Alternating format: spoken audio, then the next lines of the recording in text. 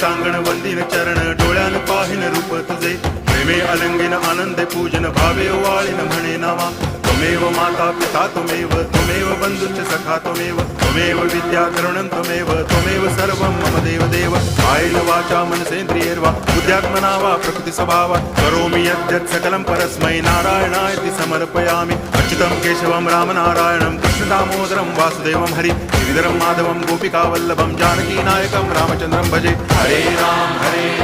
Ram